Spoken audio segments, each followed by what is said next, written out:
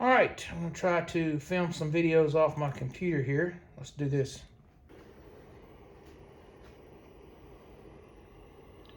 All right, so we got the M16A1 built by U.S. Ordnance. Got the hammer cocked. Watch this. That works normal, as it should. Now we're going to switch to the Colt GAU. Actually, we're not going to the Colt GAU. We're going to the XM16E1 built by U.S. Ordnance. All right, this is the Colt. I don't know why it's so blurry. Good. The roll mark really ain't that good. Some of the lighting in here in the camera ain't doing too good. Anyway. Well, it's the XM16E1 made by U.S. Ordnance. Same situation with the trigger. Trigger works properly, as it should. Okay. All right, now we're going to go to the Colt GAU.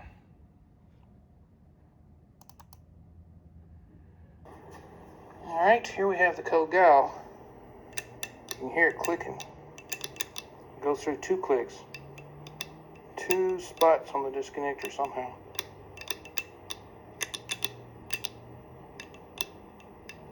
This is going to have to be taken apart and see what's wrong. Alright, might as well put a real cold hammer while we're in there. Alright, so what I wound up doing, I took out this really cheap looking hammer that U.S. Ordnance put in a $2,500 gun. And I installed a real Colt Schmid tool hammer.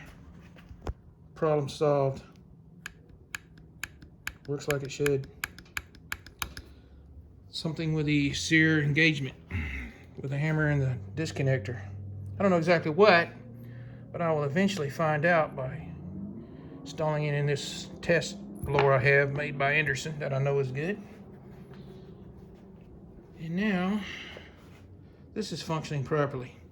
One of the things that I believe in is that all pins in an AR-15 should go in from the right, just like the takedown pin, just like the pivot pin, and the trigger and hammer pins should also go in from the right and extracted from the left. U.S. Ordnance put the hammer pin in like this, so when I go to extract it from the left to the right, the J-spring has to go through both notches. I typically install them like this, so the J-spring is only affected by the one notch. I think that should be done on all AR-15s, including the A2 front sight. They should be driven out from the left, stalled from the right, with the exception of the one Unicorn, the Smith & Wesson Sport 2, which is backwards. But anyway, I am very happy now. I have fixed both problems with my $2,500 Colt GAU. Things you shouldn't have to do, but I'm confident that the trigger is good, and well, we know it's perfectly straight now, boy. That green jig is really good.